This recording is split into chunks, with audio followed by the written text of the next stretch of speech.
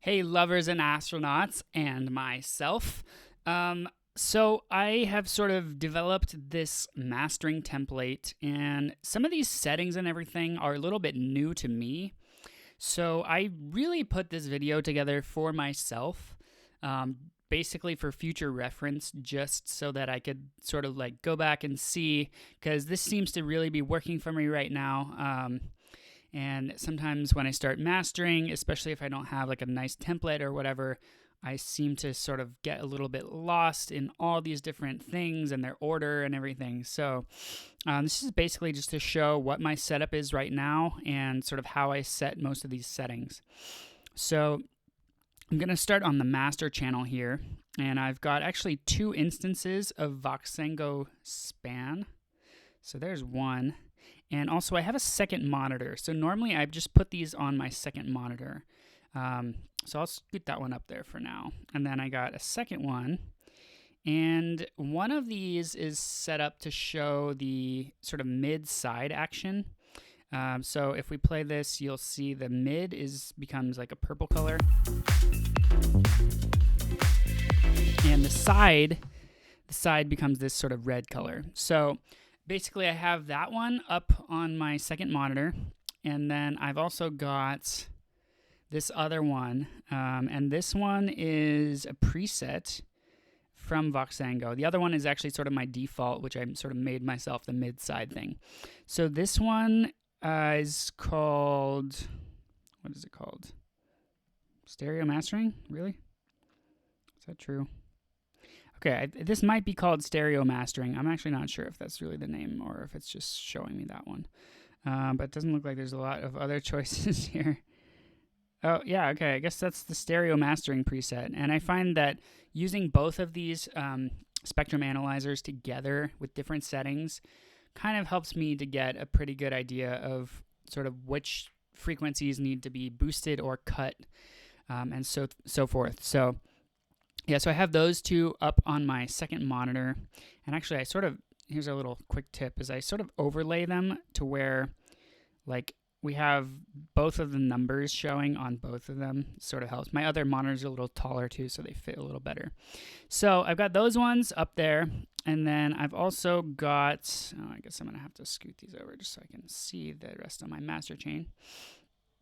Okay, so I got those two, and then I have also usually got this Julian loudness meter. This is the free version, and also you can sort of hide these panels. So I hide this distribution thing. I don't really care about. Wait, is the distribution? Yeah. Oh no, you hide the histogram. Okay, sorry. So we hide this histogram. I just do, just because it just takes up screen space that I don't really need, and I don't really care about it either. So and as far as my levels go, basically, I sort of set my target to get. I sort of went through a lot of revisions of this process, and it probably will change again in the future. But for now, what I'm doing is I'm basically trying to get my sort of loud, like the loudest section of my song, playing to be a short-term LUFS level of about -10, trying not to go too much higher than -10. So if I'm hitting like -9, that's a little too loud, I think, for me. And then that's pretty much all I do as far as loudness. I let everything else take care of itself. And I'm going to let all the Spotify and whatever platforms, I'm going to let them all sort of probably turn down my music a few decibels when they upload it there, and that's fine. So yeah, just -10 short-term LUFS. And then I have that up on my second monitor usually also. So I've got those three windows up there, which sort of makes it really nice to quickly see what's going on with the song.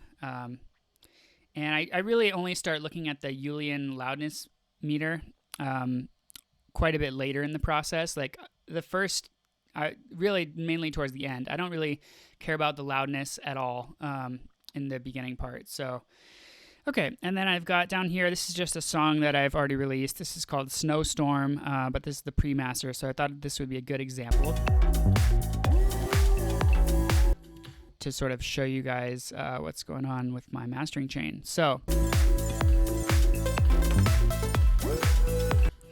generally I'll find sort of the loudest part of the song, and then I'll just set a loop, like sort of not including the very first part of the loudest part of the song, because that part usually has like a white noise or a big cymbal crash or something where it kind of like doesn't give you an accurate picture of the general loudness. And then also try to not get too much of the end, because sometimes there's like filters going on and some of the bass goes away and stuff like that. So I just want kind of the big chunky kind of meaty part of the sound.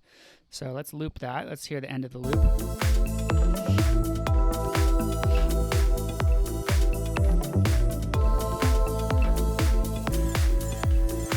Okay, so it's not a perfect loop because I didn't set my tempo to the right BPM, I guess, and I don't really care about that. That's fine. Okay, so let's get into it. So over here, the first thing I've got in my chain is a utility. Oh, actually, I'm just going to go ahead and save this whole chain. I already have the template saved, but by the way, I also started, when I save stuff in here, for the most part, if it's something I could see like redoing again in the future, I usually will also add the date to the thing, and then it just makes it easier when I make revisions and stuff. So, okay, so we got that one there.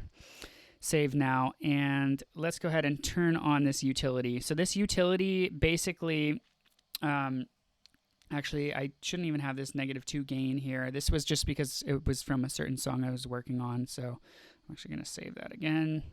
Sorry, guys. Okay, so, but I can use that gain to sort of get things in a more general level ballpark for me to work with. I don't know, I had 4 songs that were all, I was trying to get all started at like -6 dB or something, so I wanted them to just all be gained or minus gained a little bit. So then I've just got a bass mono here at about 120 hertz. I usually don't adjust this or anything, just kind of leave it like that. That does help sum a little bit of the bass, I think, into mono. I mean, obviously all of it, but that'll give us a little bit stronger signal for when we start EQing over here. All right, so then on this EQ, this is a Waves Ssl E channel strip, I believe. Yeah, E channel. And so this is sort of, I generally don't do that much with this EQ. I'll do a little bit though, and sometimes I'll do more. So first thing I'm going to do is I click this split button. Let me just do a full reset here to show you guys. So I'm going to go full reset to just reset everything. So I'll click this split button. That's going to basically send it through the filters first. Then I click this Dynamics 2 channel out button, and that's going to send it through this EQ first before going through this sort of compression stage on the right side. So this is all our EQ on the left, this is compression on the right. Then I'm going to turn up this threshold all the way, and this seems a little crazy, but it's actually pretty cool. I think this gives a little bit of like character to the sound. All right, so we got that turned up all the way, and then I'm going to start playing, actually, yeah, I'm going to play the song, and what I'm going to do is first thing I'm going to do after I've got that threshold done is I'm going to just dial up this low cut frequency here. That's weird. My mouse jumps every time I click on it. Okay, anyway, so we're going to play this, and I'm basically somewhere around 30 hertz, 29 hertz, something like that. I'm just going to pretty much automatically cut that. And to be honest, I'm not even going to actually bother listening to it because I know that's a really good level for this particular plugin and how I usually mix and everything. So I'm just going to leave it as 29 hertz. And then while I'm playing, I'm going to basically start turning up this compressor. So it's a little strange to sort of get some compression this early on in the mastering chain, but I do feel like it sort of adds a little bit of warmth and some character, and it's really not that much compression. It's just sort of like beefing up the signal a tiny bit. So I'm going to just dial this in until I get this first light on the right side sort of just barely sort of turning on.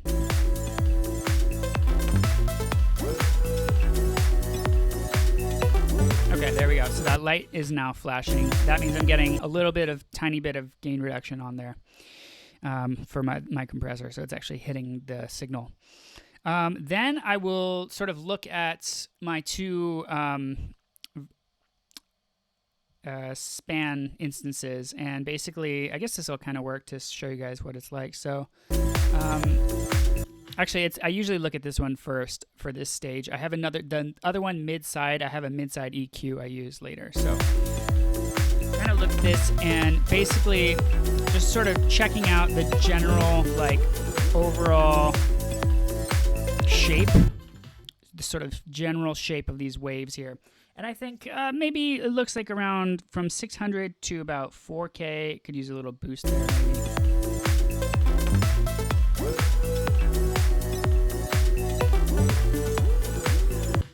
Also, I do have some sort of high frequency stuff that's going to end up boosting my high frequencies a little later in the chain, so I'm not that concerned about that right now.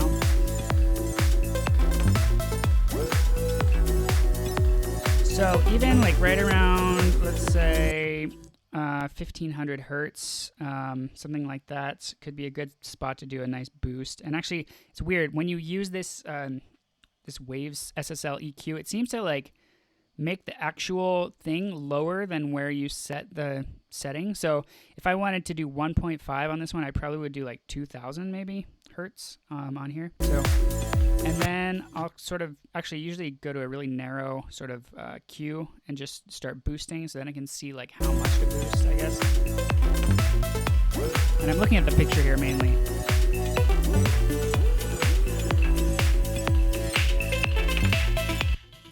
Okay, that actually is hitting. Oh, it's hitting higher. Okay, sorry. We got to go actually go more down to like maybe 1.2K or something.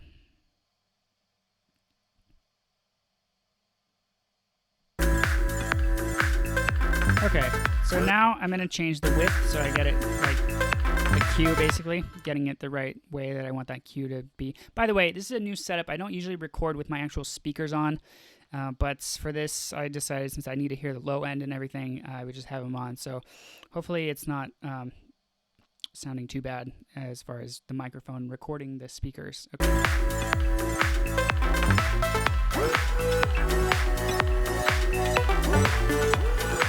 All right, somewhere about there. Now, obviously, it's way too much of a boost in gain, so I'm going to turn that down. Probably to 0, and then sort of slowly start boosting until this area just starts coming up a little bit.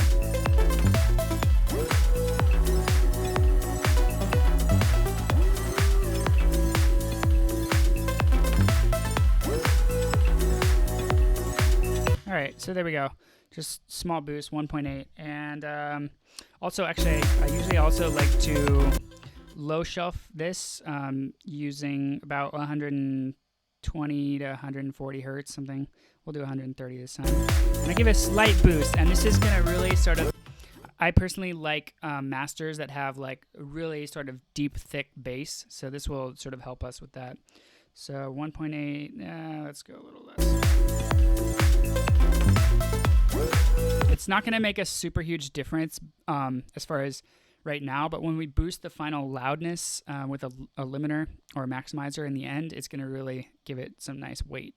All right, so anyway, I'm just going to move this one up for now. Wait, will I?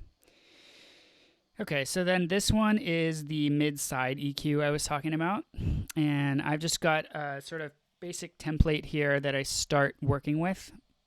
So actually, I'll bring down my mid-side span now so we can see how that looks. So yeah, basically I've got my mid channel here cutting at 29 hertz. Yeah, and then I'm cutting the side channel about 128 hertz, and I usually can go anywhere up to like 150. I do tend to cut that a little higher, but if it's got a lot of crazy like toms and stuff, I might go to like 100 hertz. Anyway, so let's have a listen.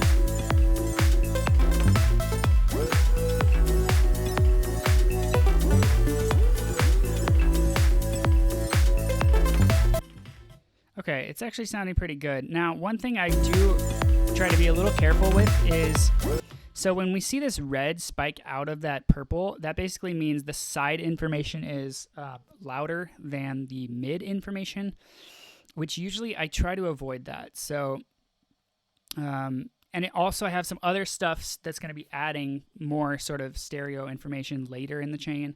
So in this case, which is a little, it's not that rare, but sometimes it's not usual, I guess. But so I'm going to actually do a little cut right around there on the side channel. And that's, I guess in the low mids, that's kind of, yeah, thing that will happen sometimes. So right around 350 hertz, I think. So you can see this spike right there, actually, that's where it is. I'm going to set that one to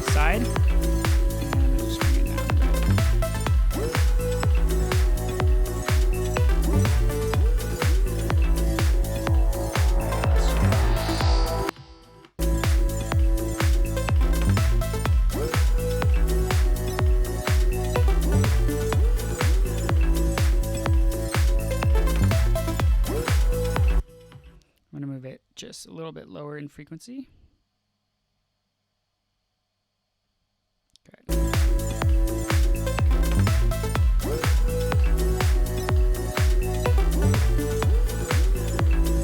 And also, it looks like our high frequencies up there, right around 9K, could use a slight reduction, because again, I'm going to be adding a little bit later. So just do a high shelf, that's fine. And let's check it out. Wait, where did my span go? I closed it. Sorry, guys. Let's get that back. Yeah, by the way, if you're working on a laptop, I cannot recommend enough. Where did it go? I cannot recommend enough getting an actual second monitor to use. Because it just makes things so much easier and gives you so much more screen space and everything. Oh, there it is. That was weird. It said it was still showing it, but it wasn't. Okay, so by the way, also, like, seriously, any cheap monitor, you can find, like, literally you can go in an alley and find a monitor and it'll make your life better. I've done that. Well, I haven't done that, but I always, like, I haven't never bought a monitor. I just, like, find it in someone's attic, or, like, I found one in, like, closet somewhere. I don't know, whatever. Anyway, so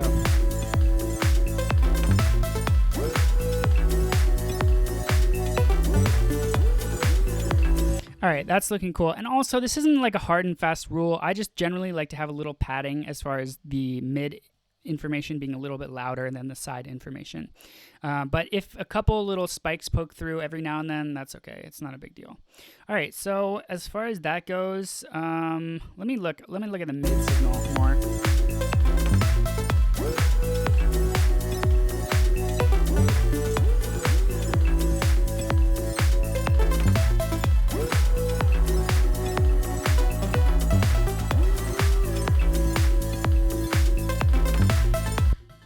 Okay, now I know actually it doesn't look super flat across this spectrum here.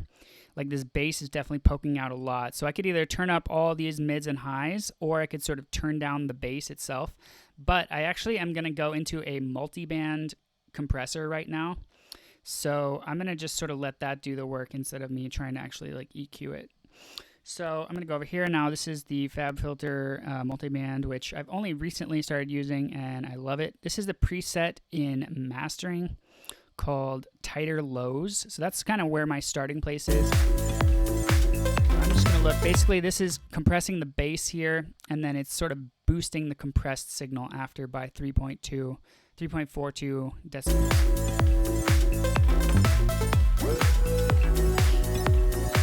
All right, so that's pretty cool. Honestly, I don't go too in depth on all the settings here in the multiband, because it gets really easy to ruin a song. But what I will do is I'll also look. I'm just going to assume that's going to sound good. Sometimes I'll turn up my speakers a bit to listen to it at a loud volume, and I sort of sit back from my desk a few feet, not actually affecting anything. So that's fine. Anyway, all right, so what I'll also do is I'll sort of go and look. Oh, wait, maybe it was. I'll go and look for sort of some spikes in the frequency range where, like, there's regions where it's sort of like just kind of going crazy. So right over here, I see a definitely spiking section. Maybe even this whole higher, yeah. So I'm just gonna scoot this over quite a bit. And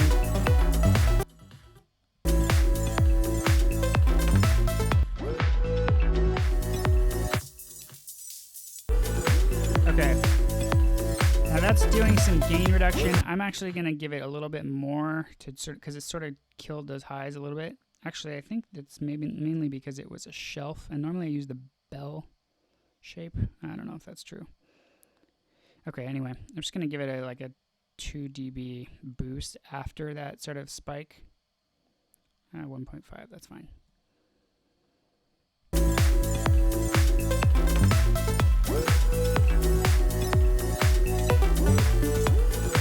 I'm going to just turn this threshold down a little bit. Okay,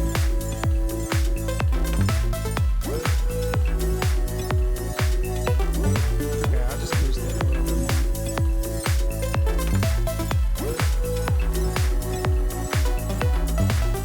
Alright, so that's looking good. Looking for any other sort of regions, maybe in the mids, could use a little, maybe right there. Yeah, let's do that one. Actually, let's get this one a little bit out too. Alright, so that's definitely changing the sound quite a bit. Might just turn down this ratio a bit.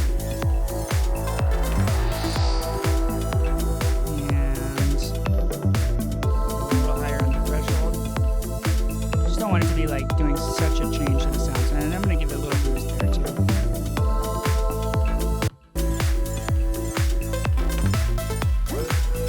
Alright, it's sounding a little dull now actually, but that's okay. I've got some stuff to brighten it up later. Alright, so now I'm going to hit it into this Isotope Ozone 9. This was actually free. I don't know if it still is free. This is like ozone elements, so it only has a few of the isotope things. I'm just going to hit it in this imager. And I don't usually change these settings too much. I kind of just like turn it on and forget it. I've got the width boosted a little bit here. I've got stereoize mode on. Whoa, that was a lot of zoom. Excuse me. I got stereoize mode on, and then I've got this up to about 10.3 milliseconds. Sometimes I go to like as much as 12 if I really want it to sound super 3D. I don't find it makes a super huge difference in these small adjustments anyway. So. Anyway, yeah, I generally just kind of do that. Actually, sometimes I go to like a little bit more on this one, like 40 or something. It really depends on the sound, so let's have a listen. Yeah, that's fine. That's actually really wide, but that's okay. I think I already used like a bunch of sort of widening stuff when I was mixing that song. Anyway, okay, so then we're going into our first compressor. And this one basically, what did I do? I think I went to mastering.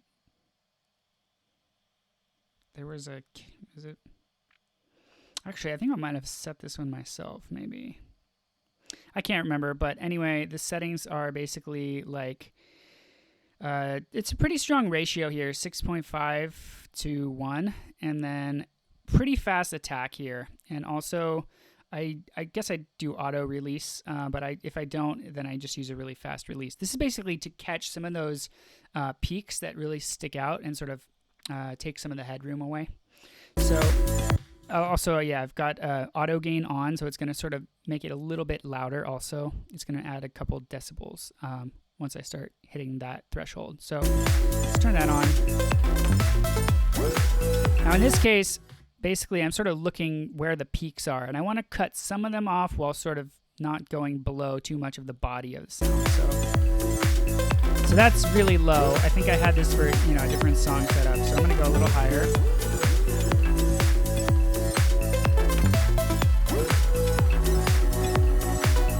All right, that probably seems fair. Still letting a lot of the body go uncompressed, but some of those sharp peaks are getting. Oh, and also I set this style to opto. I just really felt like this style was going to, I tested a bunch, it seemed to work the best. The other one I think I also liked was, I want to say mastering. Also sounded kind of good, but I think I liked opto a little bit more. I think it had to do with the release time and also probably the general sound. Anyway, so that's going to just shave off some of those peaks and give us back some more headroom. Hello. Okay. All right, so then we're going to go into our second compressor. Okay, so we're going to open this one up. This is the Waves Ssl G Master Bus Compressor. And basically, I use either 10 or 30-second attack. I think the 10 seems to work. Well, let's see. It's really, honestly, you got to have a really sensitive ear and even a really good system to sort of hear what this is actually doing.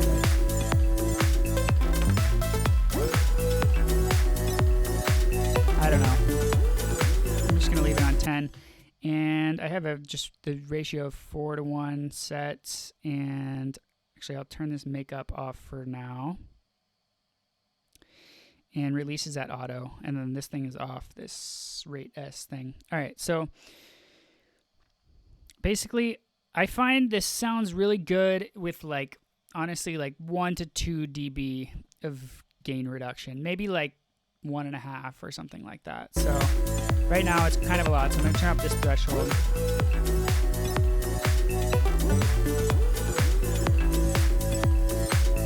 Okay, so with the threshold all the way up, it's getting like maybe 1 dB. So I'm going to just barely hit this threshold. Alright, that's even a little much. Alright, and then we're going to do a little bit of makeup here. So I'm going to turn this by about 1.5 dB. And this is another one of those steps that's going to just add some real nice thickness and weight to the sound, and it's going to sort of glue it a little bit. I didn't really use sort of glue-like settings, but it is going to definitely sort of gel things together and just add that nice analog warmth, which, by the way, we have this analog mode on. That's kind of the whole point of this entire compressor, is this analog mode. Okay, so, and that's going to add a little bit of sort of analog noise floor, basically, which is going to sound really nice on there. Okay, Fabfilter Saturn. This one, I have really pretty simple settings here. Basically, I just go to mastering, and then this one's called magic mastering, and that's pretty much it. I actually will even maybe turn down this mix level to like 45%.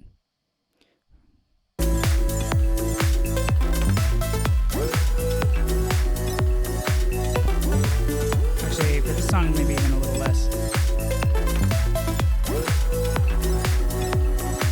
Alright, we'll keep it at like 30%.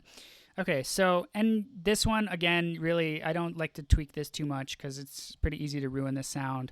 Our low end has got not that much distortion. Actually, I might turn that up a tiny bit. I'm going to give it a little bit. Just really just a taste of that. And then our sort of mids and highs have got quite a bit actually going there. Okay, that's actually what I usually change. Sorry. I don't just change this whole mix. I change this band drive down back to like 30-ish. And then I'm going to turn the mix down a little bit. All right, cool. So that is it. And again, we're still sounding a little bit dull. We've sort of lost some of our high-end frequencies from all of that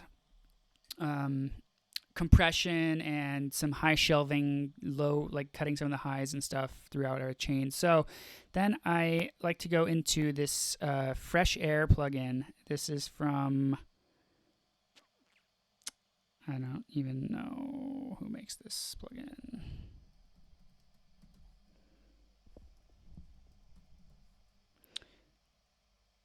Okay, well, anyway, you can search it up, Fresh Air plugin.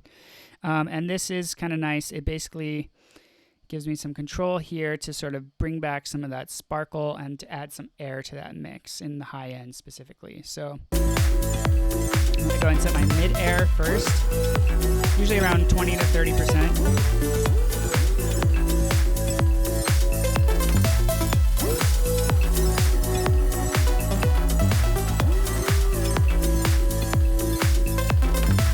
About 24, and then we're going to do higher. So then you can go a little higher, I think.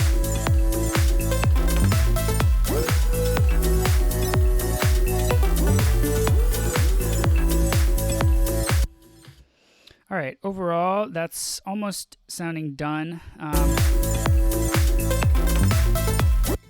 I think I'm going to go back to my original EQ, I think. And at this point, now I've sort of got the sound mostly where I want it. I'm going to just make a few small changes. So I'm going to go back to this Ssl. I think I'm going to just boost those mids that I did that initial boost to. I'm just going to boost them a little less, I think.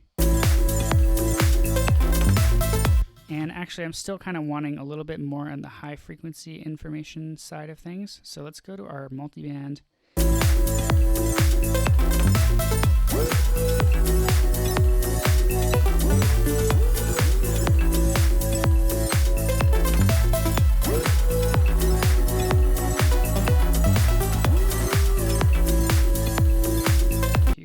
Before that, I might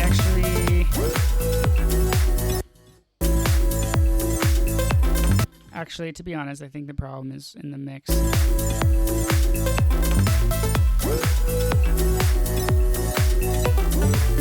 I think it's a bit of a mid-heavy kind of mix, even though on the Spectrum it's fine. I think it's sort of the instrument choice and everything. So I might just dial that up a tiny bit, that shelf, and maybe go higher on the frequency. It's just very subtle now. All right, whatever. It's there. The song is, as far as I can tell, good enough. And then finally, we're going to go into Ozone 9 elements again. This is, and I basically separate these because they don't give you these individual plugins. So I did use another instance of this before for the stereo imager over here. So that one, hang on 1 second.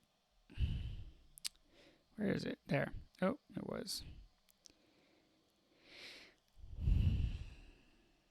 Bear with, guys, bear with. Okay, so there it is. So this one, we only have the imager enabled. And then this one is, I just use it for the maximizer, basically, this second one. I sort of go back and forth between using these two IRC modes. I don't find it's a huge difference, but I guess it depends on the song. So this one's clear and sharp. This one's more warm and smooth and thick, I guess. So for this song sounds like it's already pretty warm and everything. So I guess I'm going to go with this sort of clear mode. And then I set my ceiling here to -0.3. And also I turn on this true peak mode. Yeah, this, I guess I just go around here for this. I don't find either of these things really make too huge of a difference. This one maybe, as far as overall loudness, might help a little bit to have more sort of on the stereo independent side than in the sort of stereo together process side. So, you know, I'll go around there. And transient emphasis, I don't always do this, but I'm just going to see how it sounds.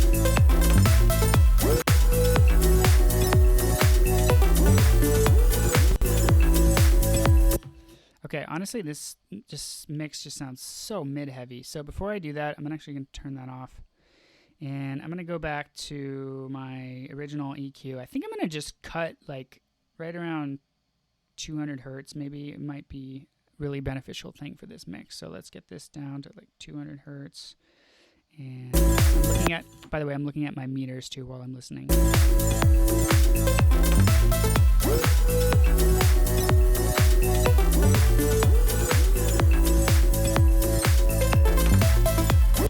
Actually, maybe it's around 500 hertz.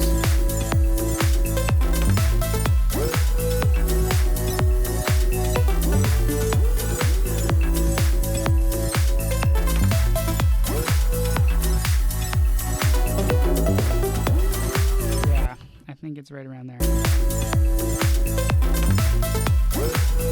Okay. So that's a pretty small cut, but honestly, I can hear the difference. It sounds way better. And now when I go into this final limiting, maximizing, I think it's going to really, and also that sort of really gave a lot more room for those high frequencies to come through, I think. So cool.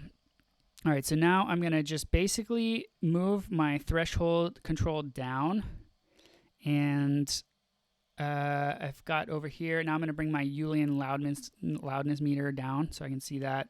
And again, I'm just trying to hit a short-term LUFS of about -10 on sort of one of the loud sections of my song. So I've already got my loud section playing, and let's just go for -10.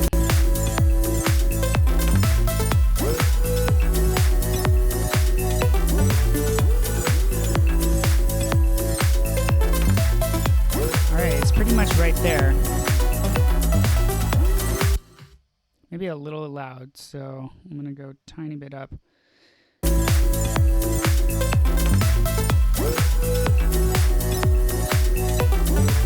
All right, I'm hitting, I think, -9.8 maybe at one point and -9.9, but that's okay. And then I do like to check my integrated LUFS just to see if it's in a good ballpark.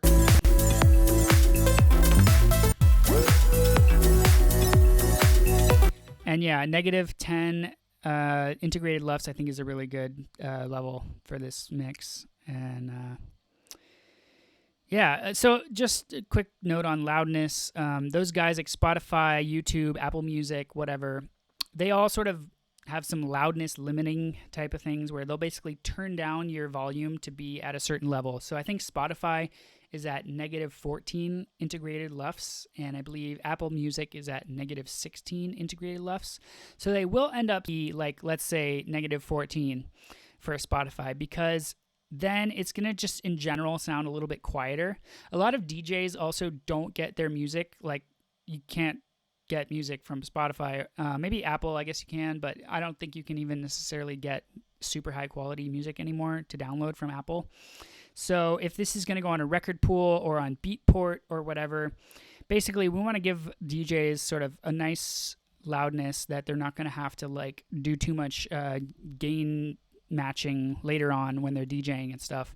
And also just in general, like hitting all these effects and everything will sort of add a little bit of glue and character and sort of warmth and like gel everything together, so that even if they do end up turning down that volume to like -14 for Spotify, this master is still going to sound quite a bit louder than if I had just gone to -14, like if I had used that as my target.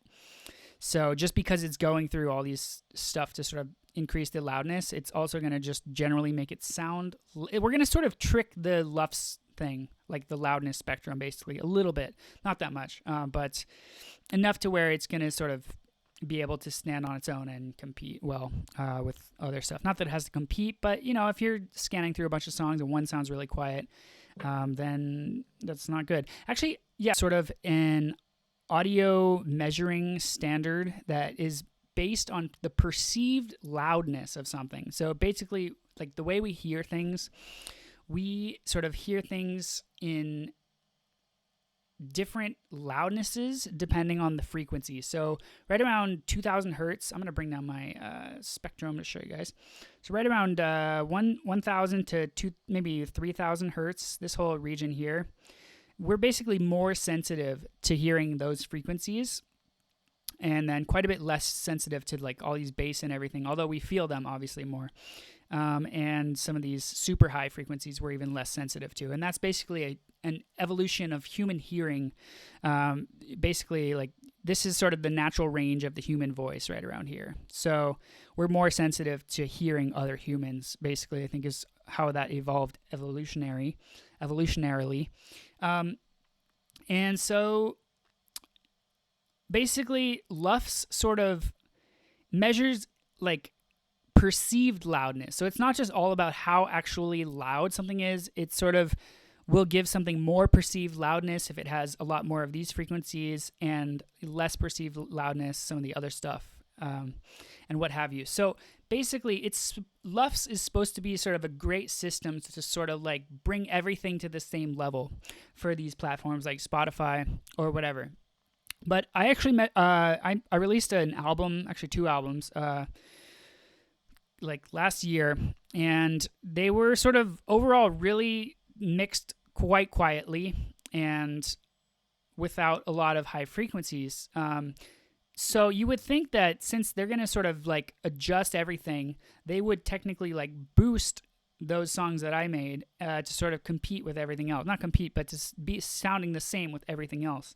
But I think there's a little bit of a scam to this LUFS thing. I think there are some ways that you can game it, and I think it's not a perfect system. So even though not technically, but supposedly, this sort of idea of these loudness wars, of everyone having to make like a louder and louder song than the next guy, supposedly this LUFS thing is here to sort of solve that situation and to sort of make it obsolete. But I find, to be honest, it is not. I feel like, honestly, you still got to have a pretty freaking loud master to be able to just have your stuff sounding good. Because I don't know if maybe just LUFS itself doesn't work right, or maybe it's however these guys, these platforms are processing LUFS, or if it's just... what else? There was another sort of way that you could like... Well, it could be also that they're just not straight up using the sort of volume adjustments that they say they are. Or maybe they only turn it down and they never turn things up, which kind of doesn't make sense. I'm sure they probably do a bit of that. But maybe it's just not that sensitive or well calibrated or whatever. For whatever reason, I don't know why it happens, but basically my final conclusion is still to just go for a decently loud master. I'm not saying I want to make your ears bleed, but I do want it to have some weight and some beefiness to where it's not going to sound like super quiet when someone's just listening to it. Or especially if someone downloads this music and then is, just listening to it on their own device or whatever without any of these services changing the volume. That way, at least this one will still like pop and sound nice and juicy. Strange also fact is that if someone hears like the same song at 2 different volumes, they'll actually like this song that's a little bit louder. So we do tend to prefer that. So anyway, long story short, that's why I shoot for about -10 short-term LUFS, and then I sort of will check my integrated LUFS. I don't want my integrated LUFS to be like way down at like, -16 or something. So I want to be louder. Actually, I did sort of find a nice sort of range for the integrated LUFS, which would be about -7 LUFS integrated to about -10 LUFS integrated. And -7 I think is really, really loud. So I don't usually pay attention too much to the actual integrated. I mainly go for the short term and look for about -10 LUFS. So that is my mastering chain. Thanks for tuning in, guys. And thank you, my future self, for this video. So yeah, enjoy. And yeah, I might do another video on how to sort of recreate something similar to this, but using only Ableton plugins. That would be kind of fun. All right, guys, stay fresh out there, and namaste.